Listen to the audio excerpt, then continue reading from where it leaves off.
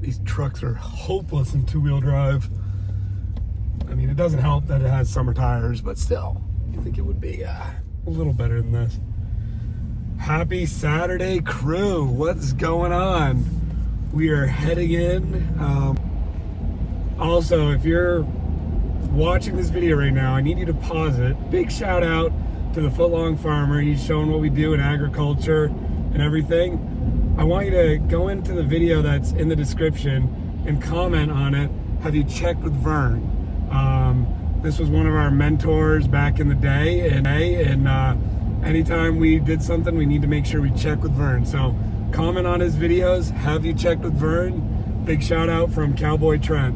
Got some pretty cool stuff going on right now. He's, chopping, spreading shit, working on the farm, showing how it all works. And I think for the average consumer, right, they don't know where their food comes from. And, the Footlong Farmer's really getting it done. So please go like and subscribe his video. One challenge that we've really been facing getting the sawmill going is actually finding a place to sell boards to. I was a little naive when I came home that it was going to be easy. So on my dairy farm, when I set that up back when I was 24, I bought this farm in Florida. And the market was the easy part. It was, hey, I have some milk. Would you like to buy some? Yes, thank you for your business. Bam, done. How to market. In the lumber business, that unfortunately is not so easy. Pretty good sized mill for our area. It can do about 4 to 6 million board feet with the introduction of a resaw. And long story short, that's a hard market to find. We aren't just going to get, Billy Bob down the road to buy 4 million board feet of lumber. We've actually been thinking about doing a dry chip mill. And bioenergy up in this area has kind of became a big deal, and it's specifically in renewables. So, over the next month or two, we're working with some consultants. I got a bunch of people lined up trying to get the financing done. And I think this is the direction we're going to go. But do we go for it? Do we not? You're going to have to stay tuned to find out. For those who don't know, you can hear the cooker in the background. Pulp, the reason why they call it pulp is because it's what goes to a paper mill or into chips for heating sources or wood pellets, stuff like that. It's not sawable timber. So it's not as valuable, right? I mean, you can just go cut any tree, any length, they'll take it. We work with a forester, and we're just kind of getting the scraps because that's all really what we need. We want to try to stay away from taking really bad pulp because we do want to try to get some boards out of it. But most of the wood we have is low grade. Out on the piles, there is saw logs, don't get me wrong, but there's a lot of low grade. So bringing you guys into just kind of the log deck, this piece, as you can see, it's got a crook in it right there. You're not going to be able to saw this log and get any boards out of it. In fact, you might be, there's nothing in it. If you wanted to cut this off and cut a 4-foot board, you could, but I don't know who's going to buy a 4-foot board. This log over here is not the prettiest, but if you look down it, see, this one's a pulp one as well. You see how that crook is in it? It's not really what we're looking for saw logs. So this log is actually somewhat of a saw log. There's still a lot of blemishes in it, a lot of humps.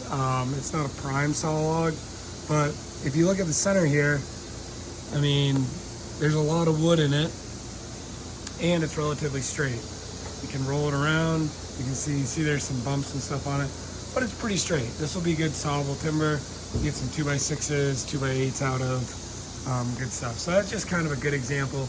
When we're talking about saw logs versus pulp, this one right here is pulp. Definitely ain't gonna have anything in it. If you can see the crook, this is the pulp, another pulp piece.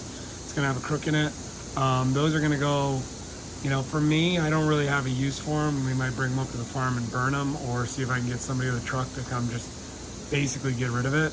This is a sawable log, so we'll take that in the summer. We're gonna cut some 2x out of it, but yeah, that's kind of just an overview on saw log. Timber is made into pulp.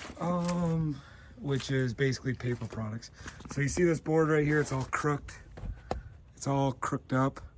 That's really hard to stack because it's not nice and round and straight. So that would be considered pulp.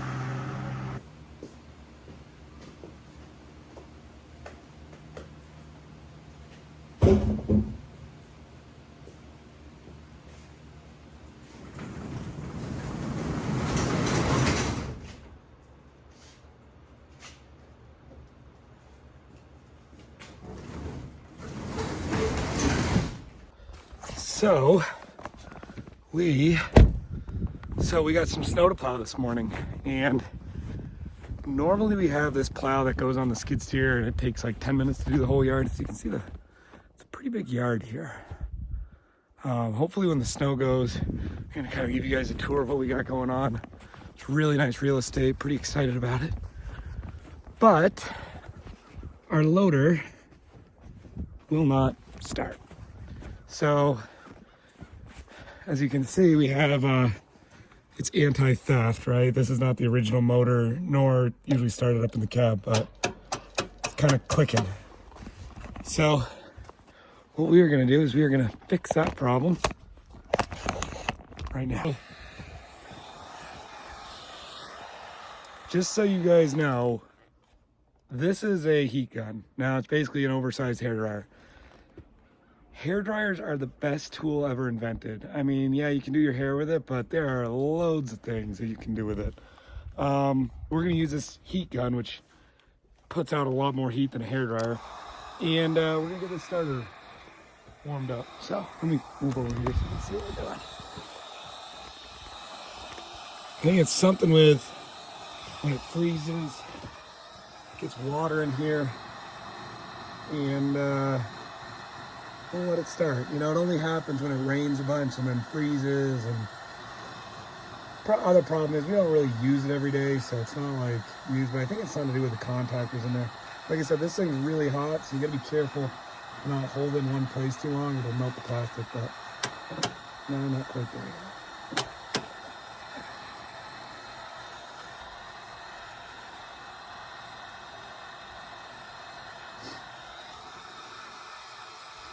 These are like an awesome tool, I tell you. Vice grips and hair dryers, it's all you need in life. There you go, see, fixed it.